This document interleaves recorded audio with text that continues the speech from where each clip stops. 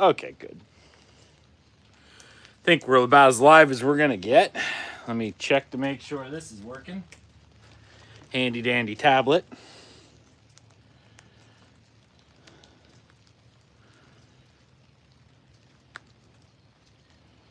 You have to refresh the page.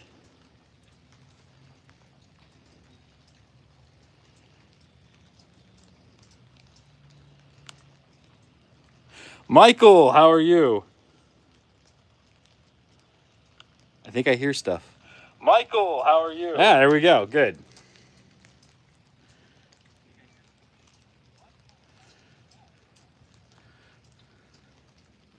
Doing good. Good to hear. Good to hear. Oh, it's a rainy day out, as you could probably see. But doesn't mean you shouldn't practice. So I kind of moved my stuff around. Laid down some cardboard over there so I don't step in mud all day.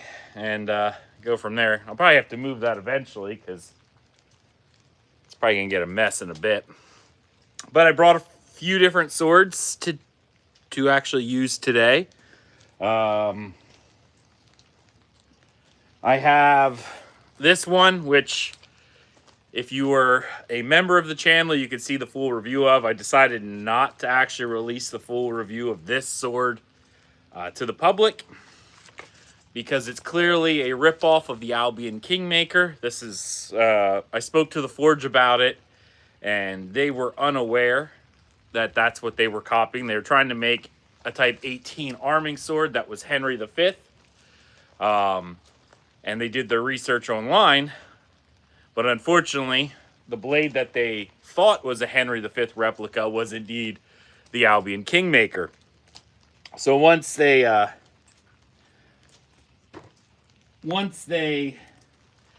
found that out, they decided they said they weren't going to release it to the public. By that point, I had already finished the review. But then Matthew Jensen did his live stream with Peter Johnson and Craig Johnson. And Peter was pretty adamant about, not reviewing plagiarized copies. And because I respect Peter Johnson so much, I decided I'm not going to release it to the public. I let Azure Forge, the guys who made it, see the review. And I have it for posterity's sake on my channel, just as a hidden thing. But yeah, just for myself, they are going to redo this. I have two samples coming from them that are different. One is part of their Azure X series, which is like not historical at all. It is a modern take on a sword. It's meant just to be a fun backyard cutter. And then I also have their rendition of the Schloss Urbach sword, Type 18A longsword. That'll be here soon, so I'll review that one as well. That one indeed is a historical copy, a replica of a historical original, not a copy of something else. So that one's coming out. So yeah, that's this sword. So if you're a member of the channel, you could see the full review that I did on this for posterity. Obviously, when I did the review, I even did it from the aspect of this sword's not being sold anymore. It won't be sold anymore. But this is what the Forge can do. And honestly, they do really good work. Like, really good work. I was very pleased with it. So we'll see what else they do. They're working on a few other little things in the background, which I think people should really want to look at, especially if you like historical swords. I can't pronounce it. The La Jabira or something like that. Albion has a copy of it, but it's a historical fine sword. LJURBUA or something like that. They're doing a copy of that, a replica, because it's a historical find. And what I've seen of it so far is gorgeous. Gorgeous. And Michael, like you said, it does happen a lot to Chinese manufacturers. They don't have the access to museum replicas. Though I will be honest with you guys, they're doing a lot of research. They're in my Discord and they share stuff with us. They shared academic papers and stuff like that. So they're actually going above and beyond to make their replicas, which I'm really excited to see. Like, they're doing a really good job. So I want to give them, obviously a shout out, because they are seeming to do the research. Yes, they're doing research that other people have done because they can't hold it in their hands. They can't get to them. But I feel like they're doing more than most people do, right? They're literally pulling up, documentation from different universities, different archaeological finds that have the measurements, studying the Oakshott Institute, things like that. So I think they're doing a good job for what they have. This one was just an unfortunate mistake. But, not to be too much of an apologist, but, I think I like to look at people and give them the benefit of the doubt, especially when it doesn't seem like there's malicious intent involved. And I sort of went into the idea of, if I were to try to replicate a Chinese sword, and all I had was Chinese sources. I don't read Chinese. I don't read Mandarin. I don't read Cantonese. I could probably use Google Translate, but who knows if the information I was finding was accurate, because I couldn't read the language. I would do my best, and who knows, I could release a sword saying, "Oh, this is the sword of the first emperor of China," and someone goes, "No, you just made a copy of a bad 80s wushu movie, and you didn't know any better." That's kind of how I look at it. Like, why do you look awesome, bro? He's living like a Viking. Well, I appreciate that. Fat Viking, but Viking. Which actually, you know what? This is the body of Thor. Not Thor from the MC, but the Thor in Norse mythology was said to be fat. Like, he was big, but he wasn't six-pack. He was bulky. Thor was bulky. Yeah, it is a beauty. And honestly, if you want to look at the sword from what they can do, they do amazing work. Like, one thing I want to highlight. This is something. Now, this would have been a sub $400 sword. Okay. Look at the hilt. What Chinese producer, or even any budget producer, doesn't stitch? Look what they did. It's not perfectly clean, not as good as Valiant or Albion, but it's under $400. Look at that. You can see there's some parts that's not that great, but no one does this. No reproduction company does this. I don't know it. To be fair, I don't know many mid-range people who do that. You know what I mean? Like, you buy something from Todd Cutler. I think they might. That might have been a bad example. But, like the $700 to $900 swords almost don't do that. Much less budget. Never underestimate cord-fed body men. That's right, Michael. What do I think of Shadiversity? I like his videos.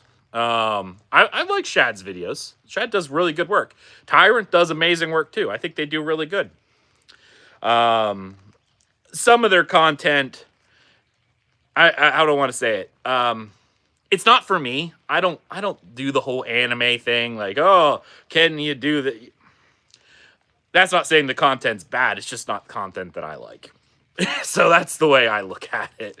But some of their other stuff I really do like. Tyrant, I really like Tyrant's channel. He really does a good job. So yeah, no, I like Shad's stuff. I watch a good bit of Shad's stuff every once in a while when it comes up with my thing. So yeah. But again, some videos I'll watch, some I won't, because he does a very broad range of different stuff, and some videos are like, I like that, some are not. No, I cannot do a Scottish accent. I'm not Scottish. All right. I was showing swords. Anyway, that was the one sword I have. Obviously, I have the one I sharpened earlier, because this was just a fun cutter, so I have that, I brought a couple swords out today, but that's probably going to be my go-to as one that I cut with a lot. And then I also brought this one out. Now, this one I did a pass on my sharpening. I tried to do a live stream the other day in the shop, and yeah, Screen Tested is an awesome channel. He stopped making sword videos, so well, that's up. Honestly, proof that's up to him. I don't care so much. You know, you gotta if you like one thing. How do I say it? You know, that someone's personal beliefs are their own personal beliefs. You know, I'm a Christian myself, not a Mormon, but regardless, like I have a sword channel. Like those are things that you could just, you know, separate. I guess I don't know if it's really if it really bugs you about something, that's fine. And like I said, if video doesn't interest me, it doesn't interest me. But everyone has personal beliefs, and some people disagree. You know. I don't see the point in, like, we can agree to disagree on things and go from there. I don't see how that affects people. Like, so? Like, that's the way I look at it. Screen tested is awesome. Yeah, I do like screen tested. So, again, I was trying to do a...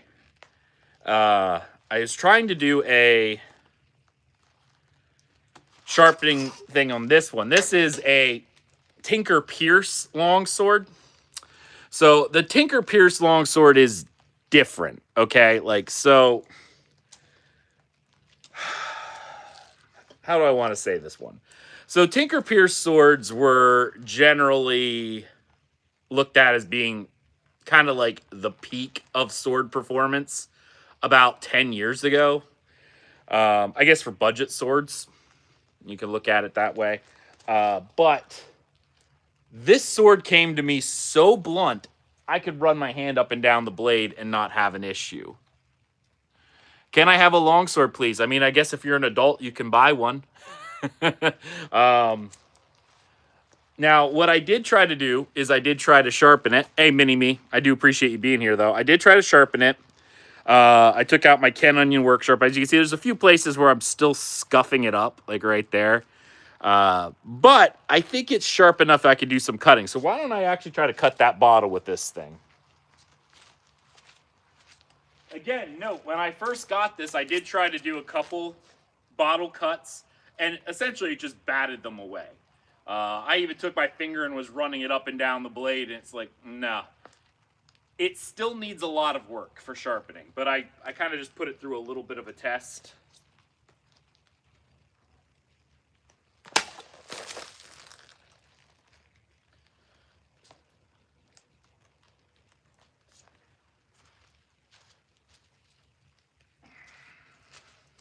So it's not hair popping sharp yet, but lay that down. I'd say that's not too bad. Here, let me move that plastic out of the way. Going from the point where it went, oh, appreciate the sub. It went from, you know, not being it, just batting it away to cutting like that. I spent about 20 minutes sharpening it. I have a bunch of those. I actually have tatami mat in my truck too, but I saved those for a review because they're not cheap. They're like $10 a piece.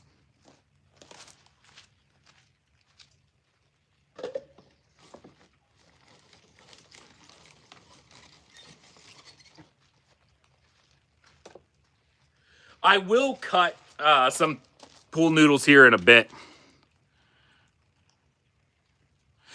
Yeah, Michael, that's the way I look at it too. I'm like, I don't see an issue. And he does it on a different channel, so what? Like, so?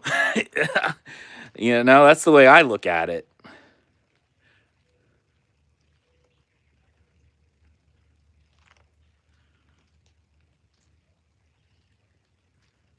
I could debate with anyone, but again, there's not a whole bit of point there, so it doesn't matter.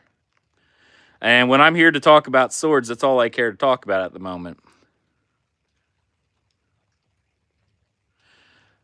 I'm actually doing some cutting right now, but I was showing off different swords first. Don't worry, I'll keep cutting. I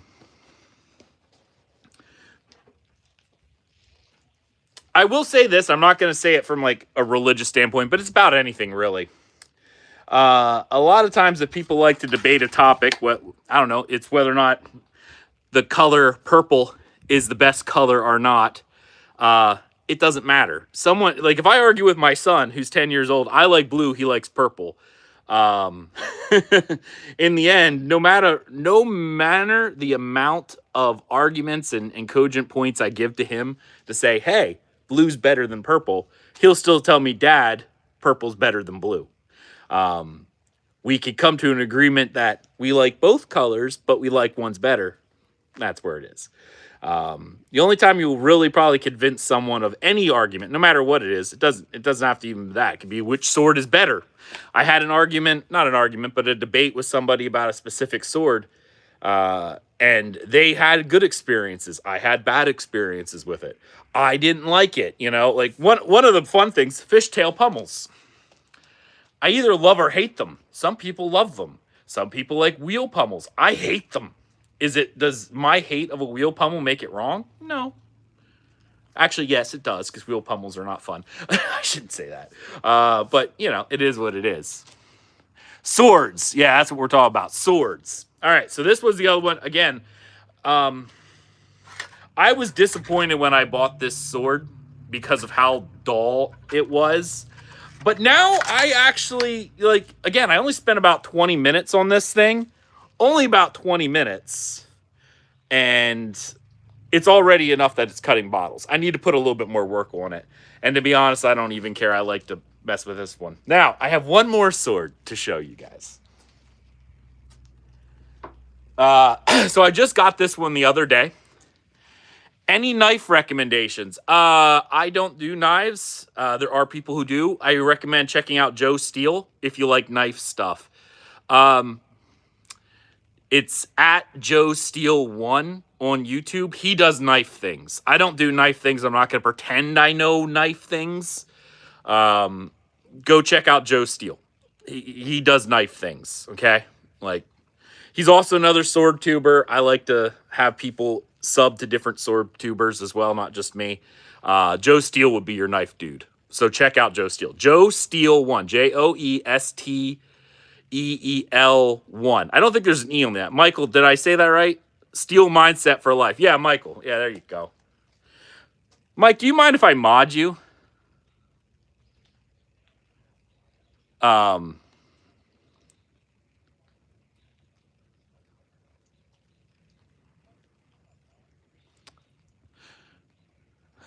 Make sure. Viewbot is really funny. He says, make sure there's a count with the 1 because the others. It's Joe Steele 1. Joe Steele 1. Do you like sellsword arts? I follow their channel. I like them as people. I don't like their content generally. And again, I'm going to preface this by saying if you like their content, there's nothing wrong with it. I don't like the way they present, and that's purely an audio issue for me. Like that that bothers me. It kind of puts me in fight or flight, like how some people like ASMR stuff. My son likes watching Afmao, like a Minecraft YouTuber. She does the same, and every time I'm listening to it, I'm like, it's within me. Their content's good. I don't like the presentation. It bothers me. But they do good work. But that's 100% just me. I don't like when they're talking normally, I like their stuff. When they do that over the top thing, it just gets to me. So that bothers me. Oh, all good, man. No, more so you could link enjoy your. No, I'm just. Yeah, Afmal's not for me either. Not for me at all. So, yeah. Cool. Now, anyway, the other sword I have, as I was getting to, is this one right here. Ugh. This is a big boy. I got this off of a member of the Sword Buyer Guide forum. This is a Purple Heart Armory competition cutter 18C. They don't make this anymore. This Purple Heart Armory does mostly HEMA stuff. I got a lot of my HEMA gear from them. But they don't do this competition cutter anymore. 2010 was the year of loud YouTubers. This one looks like a dunce cap hat. I guess maybe, but honestly, I would be scared of anyone wearing this as a hat because this thing is a beast. This is a massive beast of a blade. I haven't cut with it yet. We'll see how it does. Actually, why don't we see now?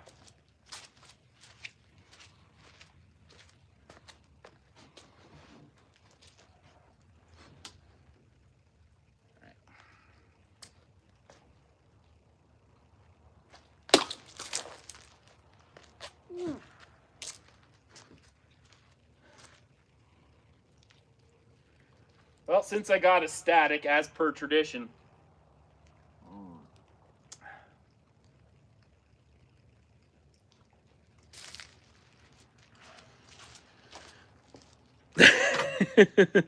That was a really clean cut. Really clean cut with that one. Should have been wearing my gloves for that, but whatever. Static on first cut. Yeah, right. Wipe the water off the blade. She is a thick girl, though. Woo.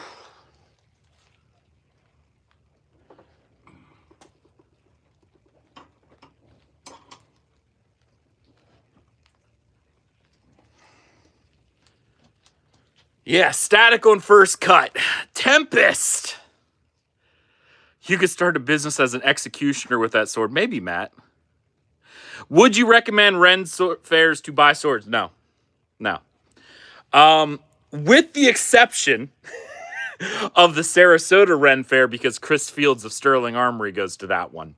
But by and large, no.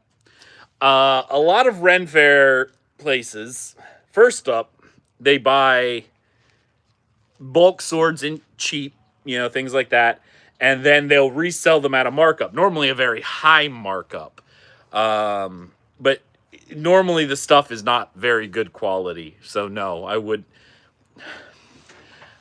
don't want to like ruin people's businesses, but by and large, they're meant to be display pieces that you wear around at the Ren Fair. Very few of them are actually meant to be cutting tools. It's better off buying one from a company that specializes in actually making, functional competition blades than the Ren Fair, because generally you can find stuff, it may be overpriced, and it's probably just meant to be decorative as part of your costume and not meant to be used. You might find a diamond in the rough somewhere, but in all likelihood, 95% of the stuff you buy is meant to hang on your belt and not actually be used. I wouldn't usually overprice wall hangers. Exactly. There's very few. Like I said, with the exception of the Sarasota Renaissance Fair in Florida, where Chris Fields of Sterling Armory does sell stuff. Sterling Armory is top tier.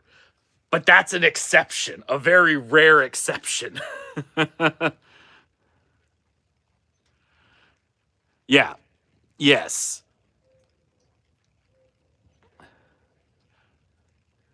Yeah, exactly what Michael said. This sword right here is one of the cheapest swords I own. It's $200.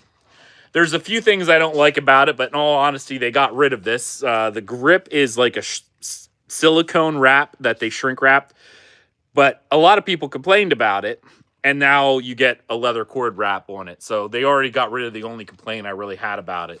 For a $200 sword, this sword is fantastic. I still cut with this pretty often, almost every day, I'd say. Because it's so good for so cheap that it's well put together. I will cut something for you.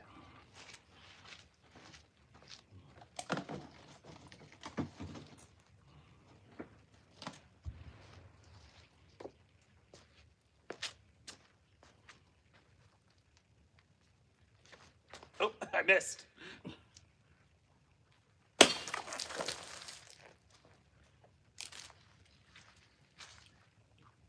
My foot started to slide and then I overcompensated. But other than the miss, as you can see, right there. You want me to cut a noodle? All right, Mini-Me, I'll cut a noodle for you. I'll do it with this one, too. Give me a second. I got to switch my post.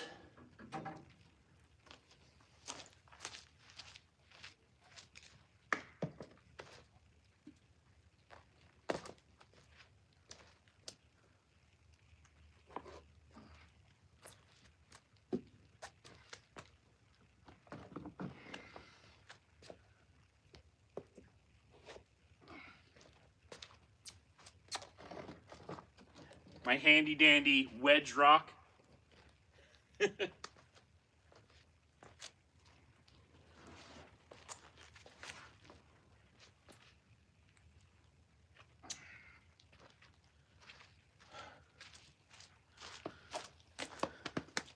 Where's my rag?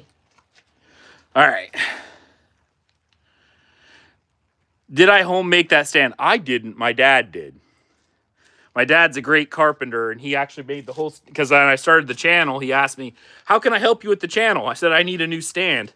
So he made it, and we made it modular so I can switch things out as I need them.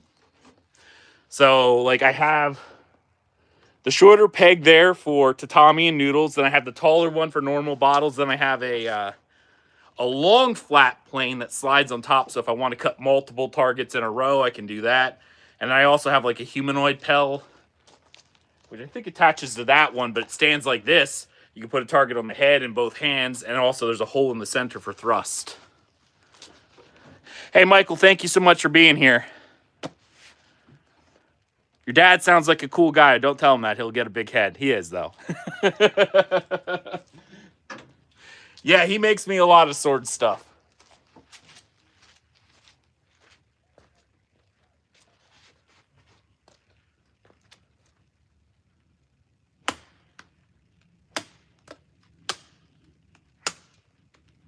Oh. Ah.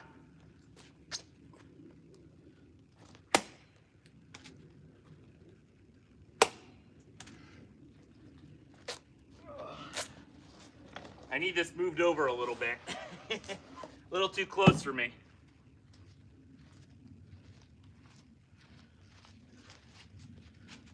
Other than the weird thing at the end, where it just pushed the noodle out of the way, as you guys can see right there, the rest of the cuts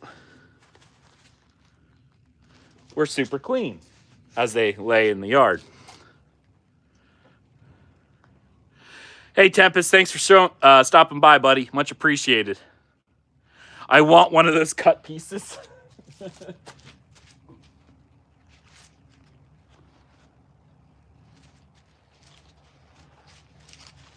Like these pieces right here. Can you split it down the center? I don't think I could. Some people might be able to, but I don't think I could.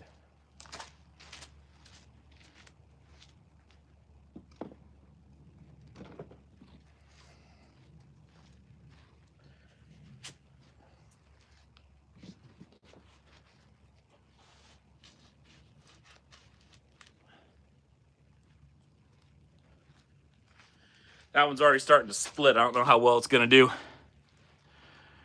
You should sign those pieces. Yeah.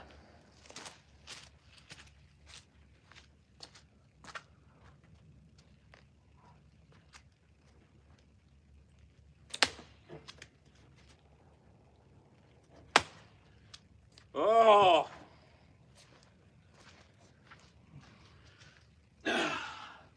Would anyone like a chip? No chip? Num num? Num num? No? I'm going to save that one. That was actually really good. I'm going to save the chip.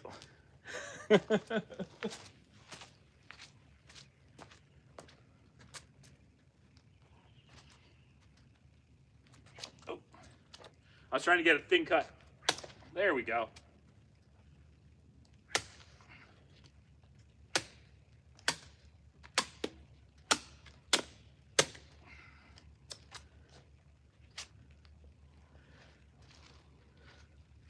So again, for $200, this sword does a really good job. Now, to be fair, it came out of the box really sharp and lasts for a good while, but I put a little bit more of an edge on it, which, as you can see, that's the edge.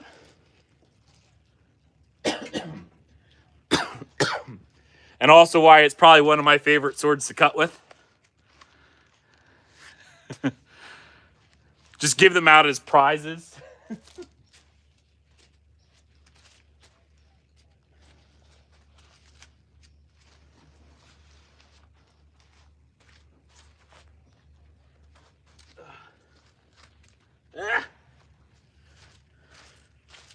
As you guys can see, they're not too bad. Oops.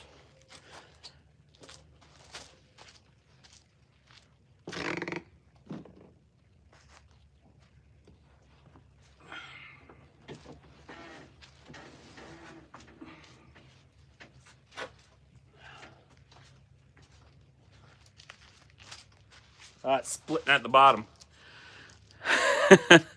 Pineapple sliced.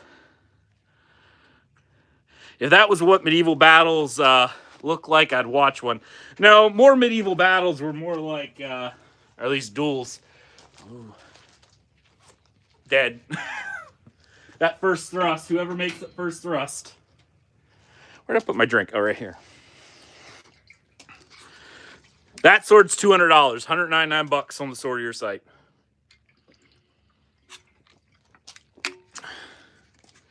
If you look at my channel, the very first review, all right, the very first review that I did, the SWM 1030, that's that sword. So if you want to see the full review, you can do that. Excuse me, as I blow my nose. If me cutting the noodle there didn't give you enough of a reason to buy it. Now I also got it in pattern welded. I don't know if you guys will be able to see that. Oh, there we go. Hey BC, how are you? Where did you get your first sword? The first sword I probably bought that was a real sword was from Cold Steel. I don't recommend it. Cold Steel makes really sharp knives, but their swords tend to be a bit overbuilt. So I'm not saying they're bad swords. They're not going to fall apart, but they don't feel the way swords should feel. So I wouldn't recommend one for your first sword. If you want one that you can essentially beat against anything, really.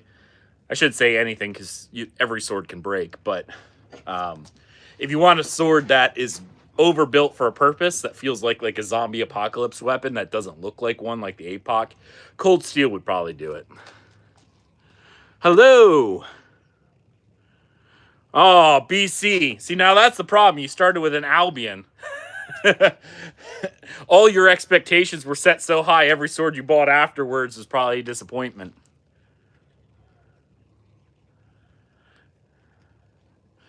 So, I mean, it's a real sword. The first real sword I'd say that was not a Cold Steel probably would have been the Bugay. Now, this is going back some time. A Japanese katana from a company called Bugay Trading Company. I think it was the Shobu. I think. That was probably my first sword I ever bought. That was like a real sword. So. Oh, well, that wasn't bad back then. Now you're going to go ahead. All right, I'm going to cut another noodle.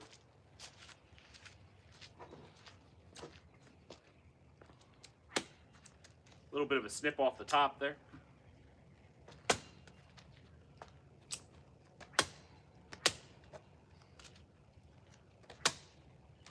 Oh.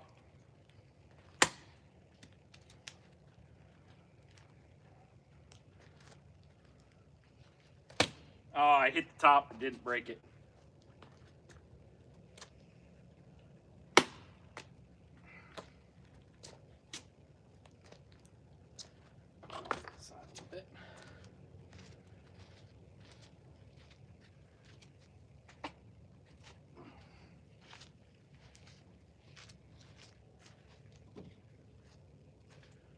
All right, I'm going to switch back off to my water bottle stand real quick.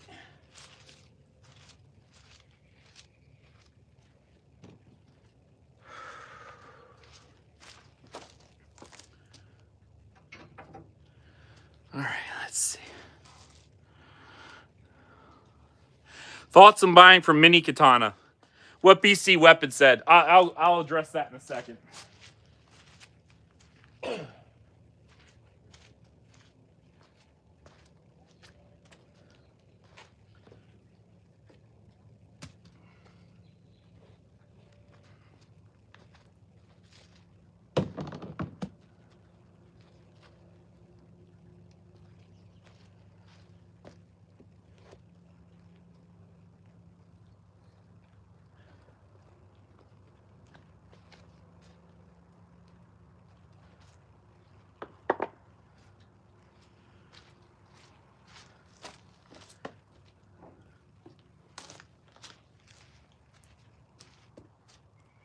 I'll save the little chip. All right, so let's see. All right. Mini katana. So here's the thing you gotta know about a lot of Chinese producers. And it's not necessarily a bad thing. I just want to point this out. There are such a thing in Chinese producers as, I will say, parts forges and then like finishing forges. I'm making these terms up, but that's essentially what they do.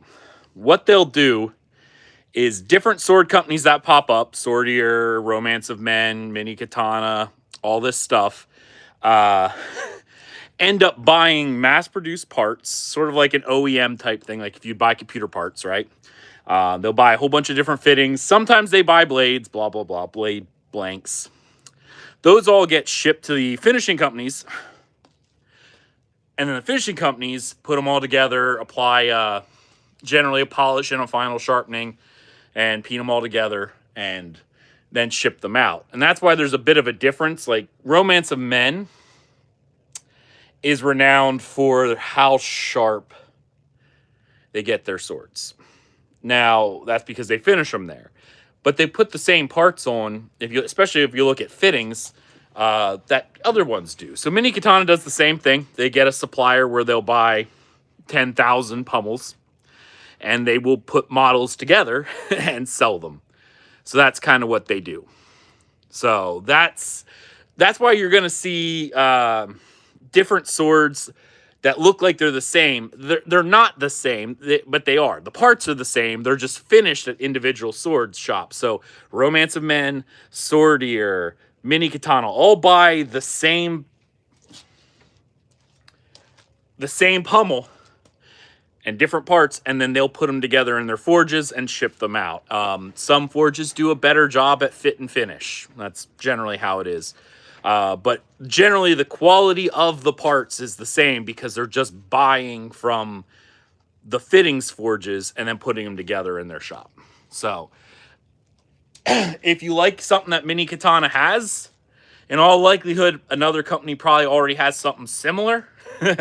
So, really look at, fit and finish and quality control, QA, is pretty important. So, that's how that works. I don't have it out here now, but if I did, the one sword that I worked on with Swordier, I helped them with the blade, but they put a very a fluted round scent stopper pummel on it, very dramatic looking.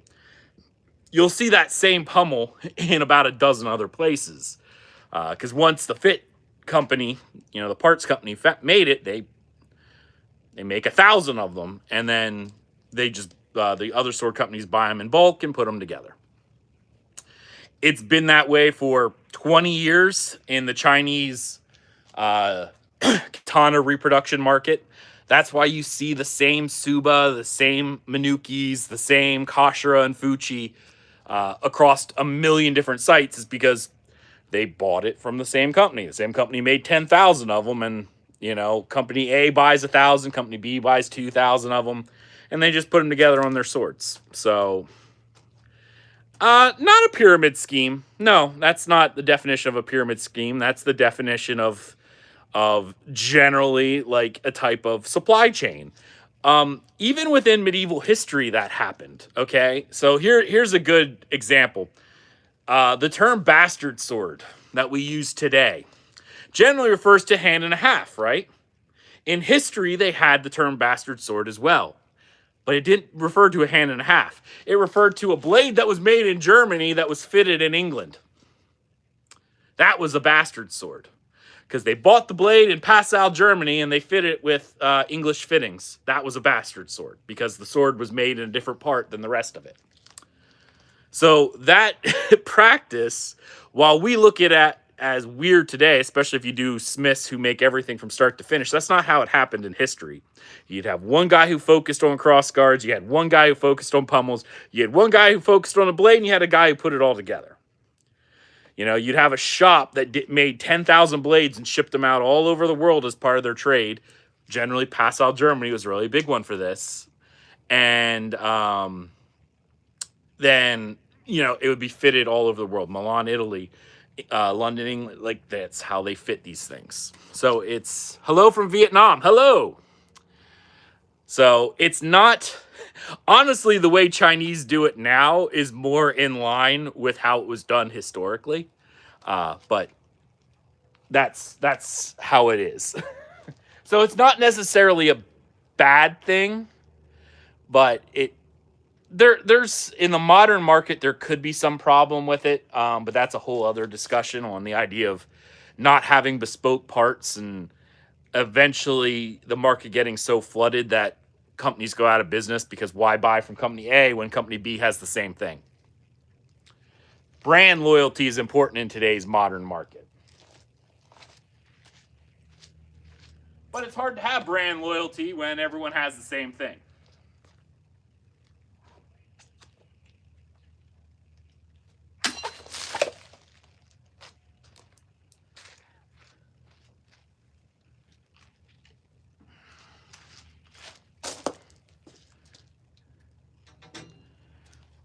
All right. Woo! All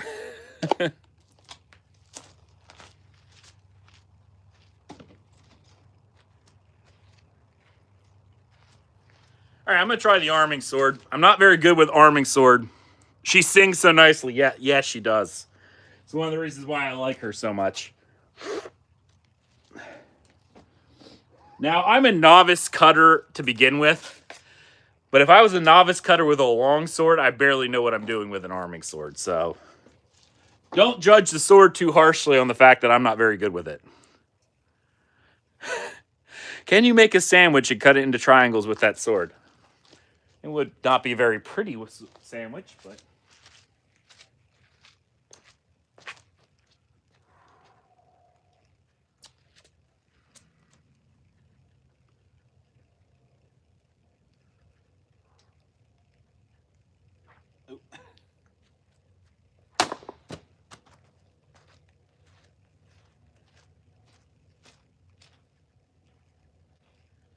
I am not good with an arming sword. Getting the distance with one hand is off. I missed the first time completely. 100% on me.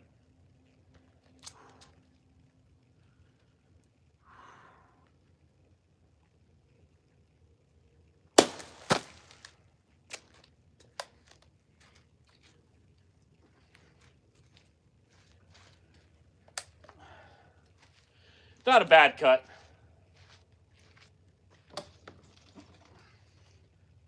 Again, don't judge the sword on the fact that I'm not good with arming swords. That's me. I'm not good with them. It's sharp. It's sharp. I'm not good with arming swords. I'm not good with arming swords. So my technique is very off with them. My edge alignment's not very good. So this is me practicing. That's the title of this entire thing, was me practicing this. So expect me to miss. I'm going to try thrusting with it, though.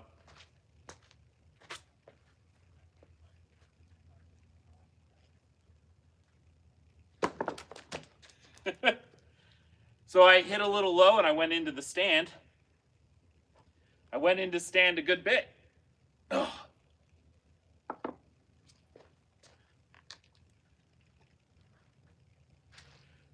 So I pierced into the wood stand about yay far, and does not appear to have any edge deformation at all.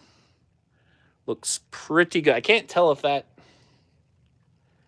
think that's how it was.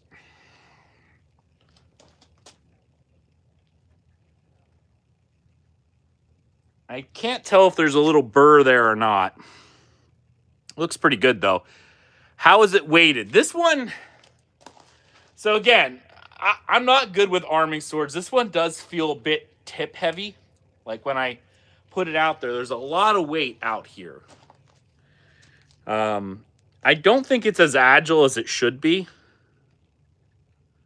So, you know, that part I don't know. You know what I mean? But since I don't own a lot of arming swords, I don't know how they're supposed to feel. Robert, where do you get your sword? I get them from a lot of different places. I have Valiant Armory, I have Albion, I have a lot of Swordier. This one is from a new company that they're not really selling anymore. This is Azure Forge. But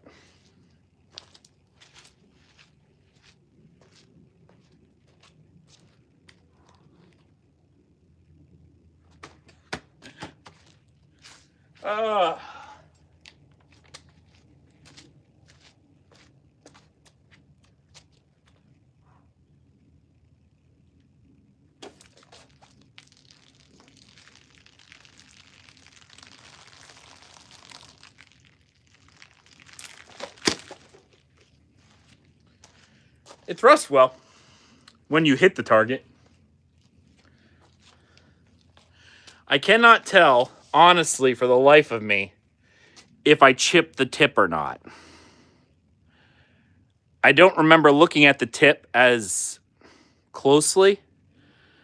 Could have happened, but I also hit a very hard...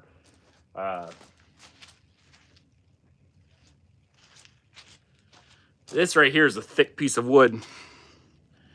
And right there you can see where the sword went in. But I don't think it chipped off. It doesn't quite look like it. And if it is chipped, it's very small.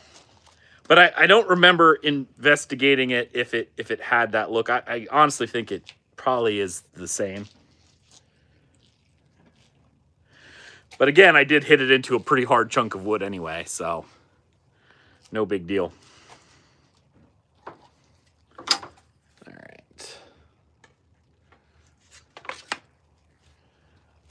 All right, I'm going to pull back out the Tinker Pierce.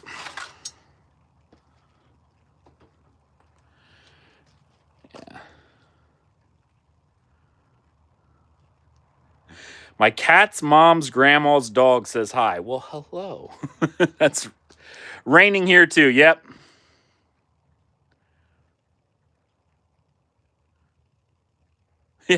Who knew that thrusting was such an important part of a sword? Yeah, especially later period long swords.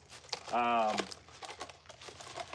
do mostly long swords, but the Type 2 swords from Oakshot had a very heavy thrust focus.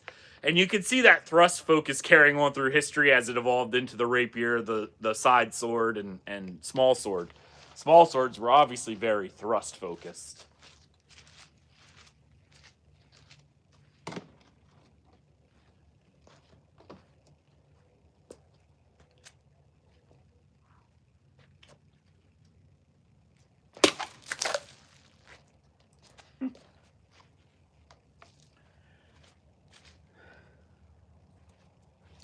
All right, this thing cuts really clean now.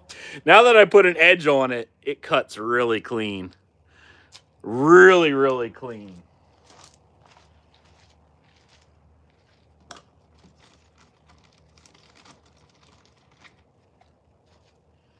I'm going to try to do another thrust with this one. This one's got a wicked tip.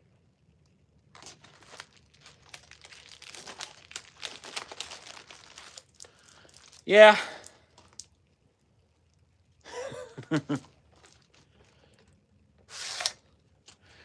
This sword, though, has such a crazy tip, though. It's insane. It's proto-rapier-like. I'm a little thirsty, though. Open this bottle. Tastes like oil. Yuck.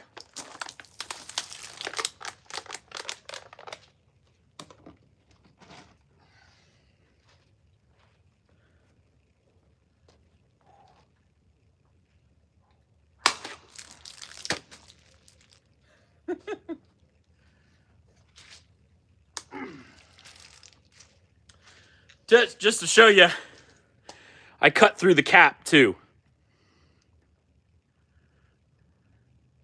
Petition a swordier to make a rapier? I could. I actually, some of my new friends from my HEMA class and I reached out to Alex. because we want to review some of their HEMA offerings. And now that I have some friends who do like HEMA type fencing, I want to review some of their stuff. And the two friends in particular are very interested in their cup hilt rapiers they have. So, yeah, that's...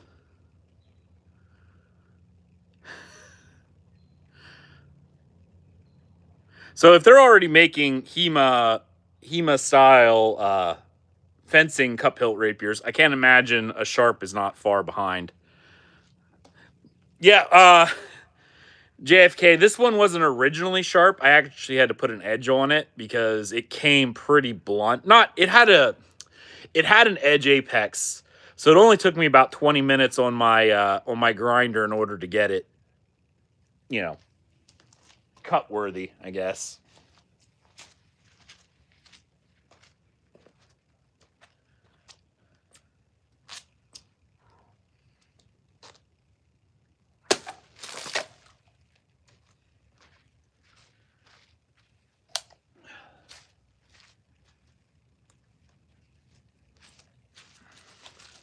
I'm actually glad that I got it cutting, though, because this is a sword that I got, and then my son gave it to me for Christmas last year. So it was kind of disappointing that I wasn't cutting with it because he wrapped it and gave it to me for Christmas. So I'm like, oh man, it would be really nice if I could cut with it. So now that I put an edge on it, I'm pretty happy with it. Now I'm gonna work on giving it a better edge because I only put about 20 minutes on it. Kids buying weapons, yeah. My son likes to help me with my sword channel. On some of my videos, he'll actually be my video guy and does my camera while I'm cutting. He's helpful. He's really good at it. So, all right, I'm gonna do another cut with the big boy. For all of you out there who like them thick, here we go. JFK, I know you are, dude. It's all good. I know you're there's a difference between trolling and actually just being, fun and having a conversation. If I thought you were being malicious, I had to just kick you from the channel. You're good, man. You're good. Don't have to worry about it. I know, we're just joking. It's all good. BC, I will tell you here in a second.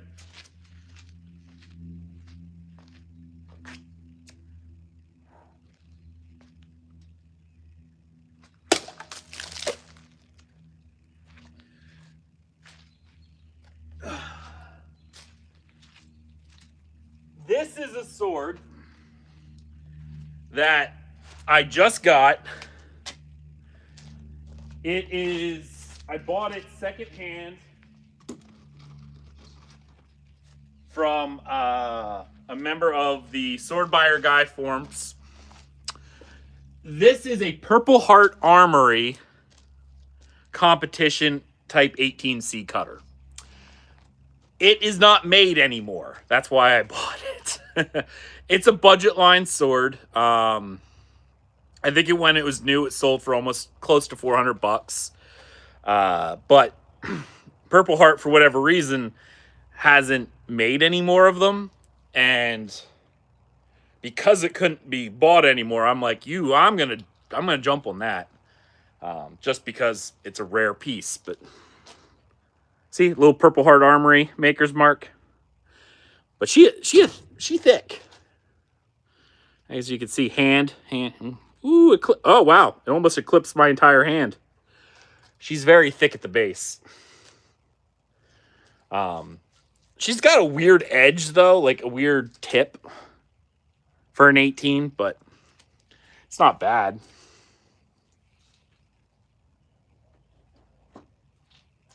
But I know whenever I bring out the thick girls, they love those.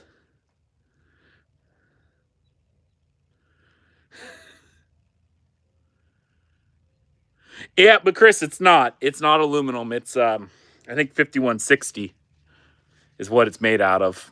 It's not an aluminum blade. It's steel. There we go. Oh, I gotta make sure the thing froze there for a minute. Oh, good. It's back. Yeah, it's steel. It's steel. But again, because the guy was selling it, he needed to make room in his collection. It was a rare piece that's not made anymore. I was like, yeah, I'm going to buy it. What is the point about it's heavy, Matt. It's real heavy. It's forward heavy for a cutter. Point of balance is a bit closer than I thought. Probably 4 inches, 4.5 inches from the cross. It's not bad. It's not the best I've ever seen, but it's not bad. Hey, Matt. Other Matt, not Matt, just other Matt. Matt Triplet or something like that. Hey, how are you? But yeah, I bought it because it was just something that I couldn't pass up, you know? I just couldn't pass that up.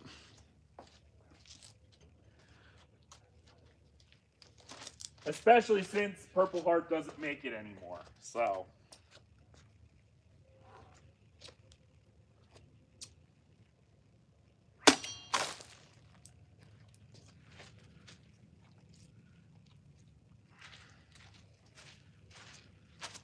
Not too bad. Not too bad.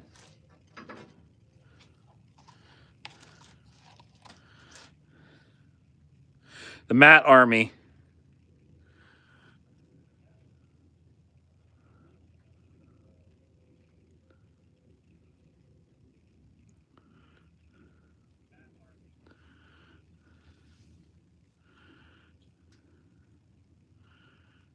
Oh, I got banned from SBG forum. Paul didn't like me criticizing Ronan Katana. Well, I don't have a lot of good things to say about Ronan Katana either.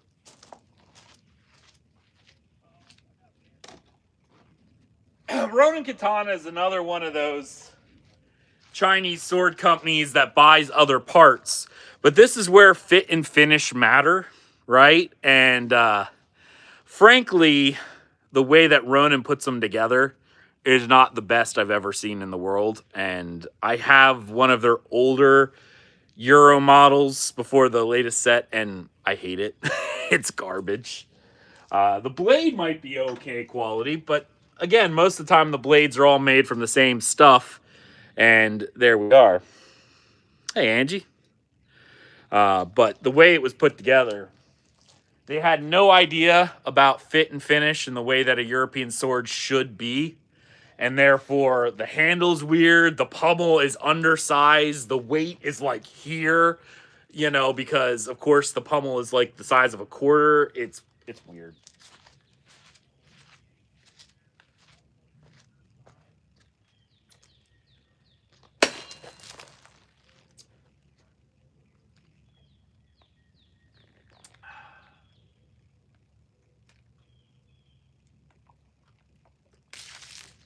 As per tradition, you get a static, you got to drink from it.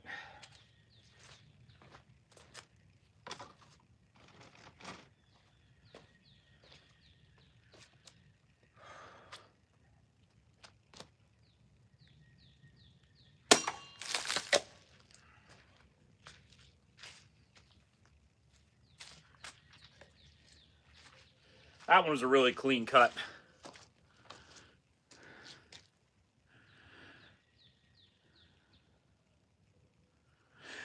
I saw you got that Excalibur from the 80s movie of Excalibur. Yeah.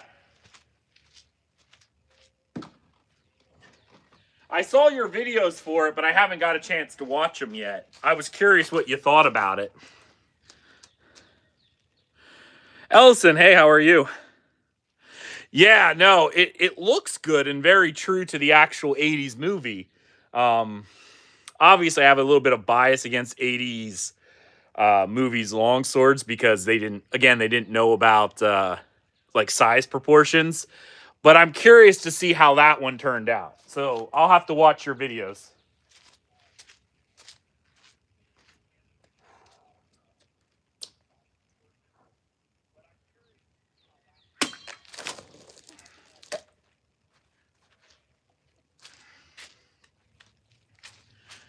Again, that was a super clean cut.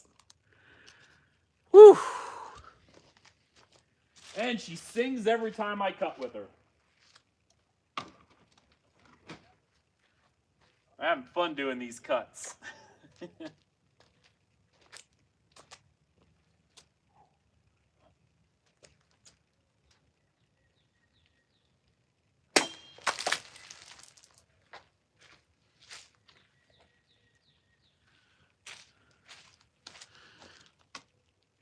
Really clean each time.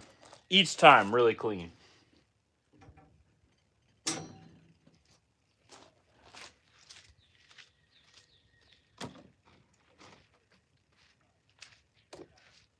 Whew. Good times, though.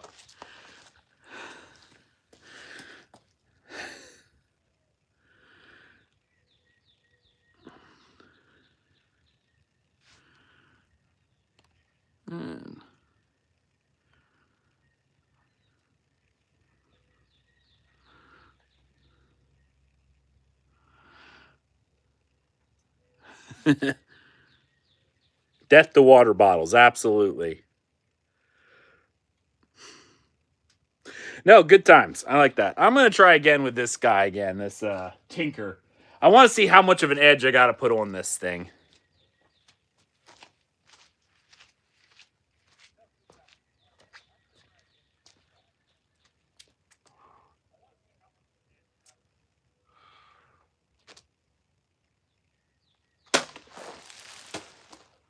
That one just went flying. That one, I think my edge alignment was off. Because it went flying.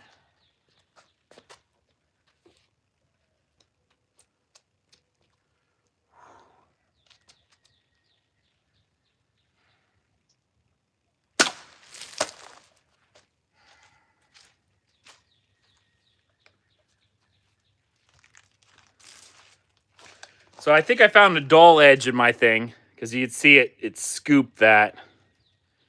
Not sure where I hit. Oh, I think I hit way too low. That's where I got to sharpen.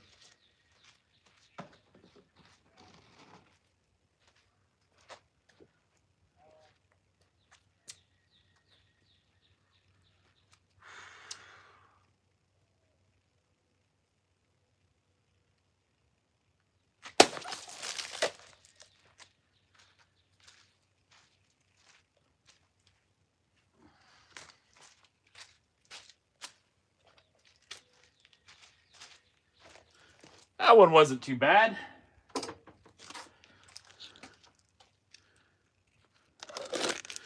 Not the best I've seen either, but not too bad. He looks like a beautiful egg. Yeah, I hear eggs are good for breakfast.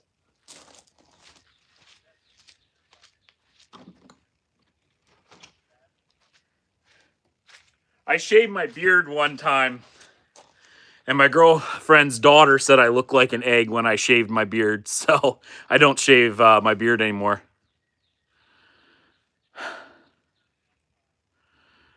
It's fun just cutting. I have pool noodles, too. Mine is splitting Coke cans with a bullwhip. Oh, very nice. Those bullwhips are crazy. Do the noodle? All right. Let me cut that one more water bottle, and I'll switch over to the noodles. I have to switch my stand around. Let's use this one.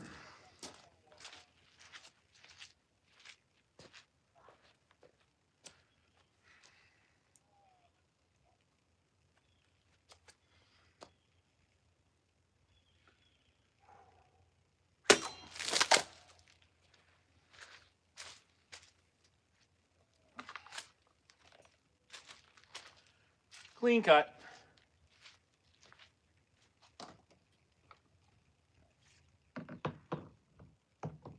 Yeah.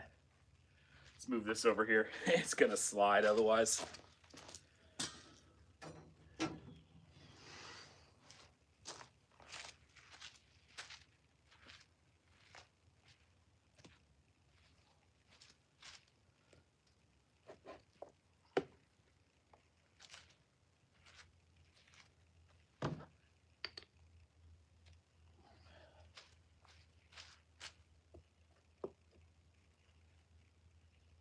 Oops, this way.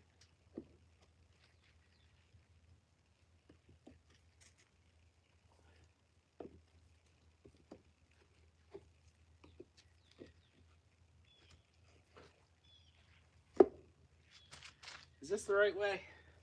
No, nope, it's this way. There's a specific way this has to go in.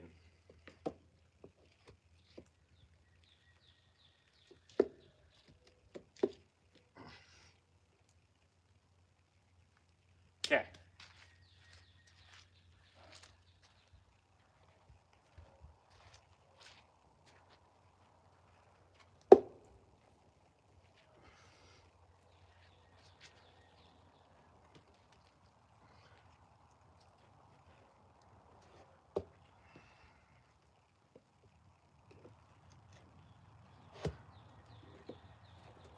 Ah, there we go.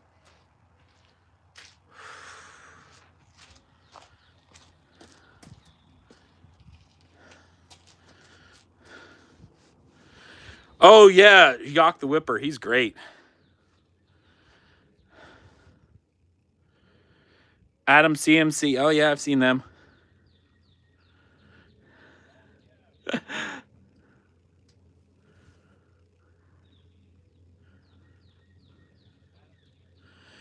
Whew.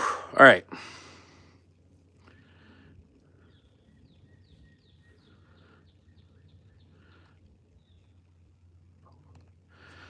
All right, let me find the other one.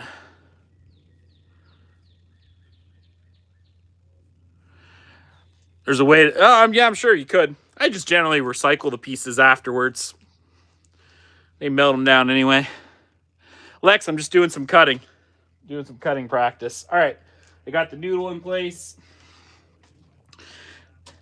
Hey, BC, are you still here?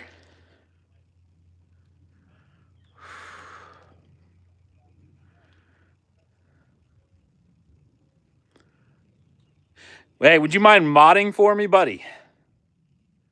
That way, in case I can't catch something if there's some issues. You do a little cutting too? Awesome.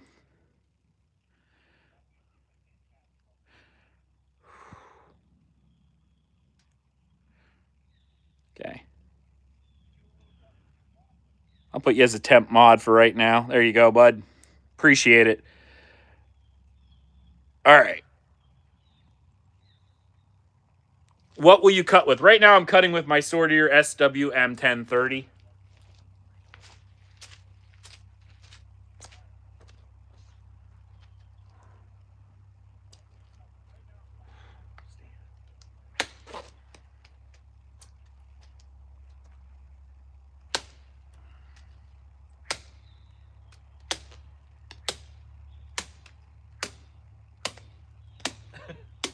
I can't get any lower.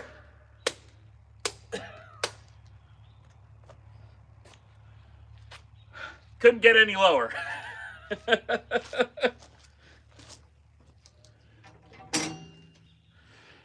Whew. I couldn't get any lower. I'm getting too old. I can't squat down that far.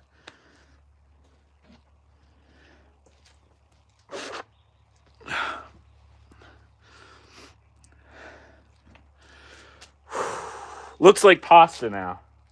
Yeah. A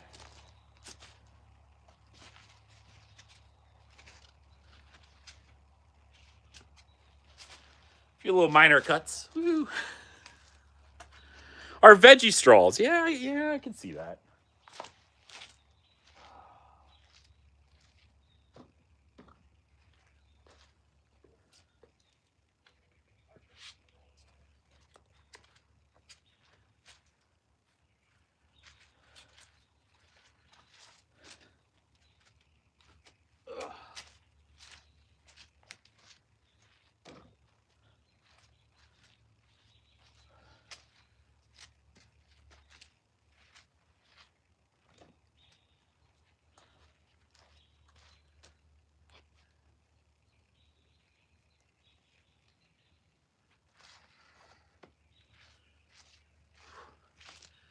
getting humid out here.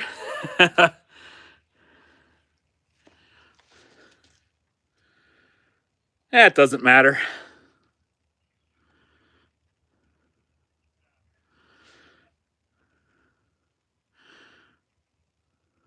You use cold steel. What cold steel sword do you use? Swordier stuff is good. I like swordier stuff.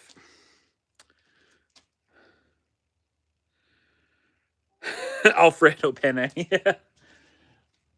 Get some Alfredo sauce on this one, I guess.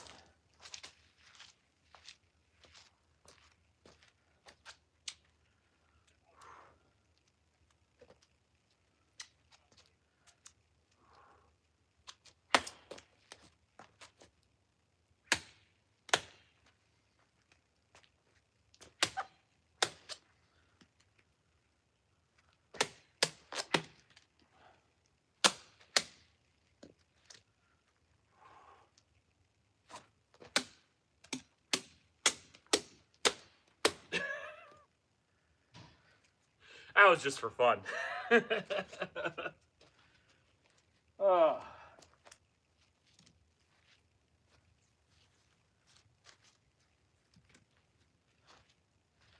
That was just for fun.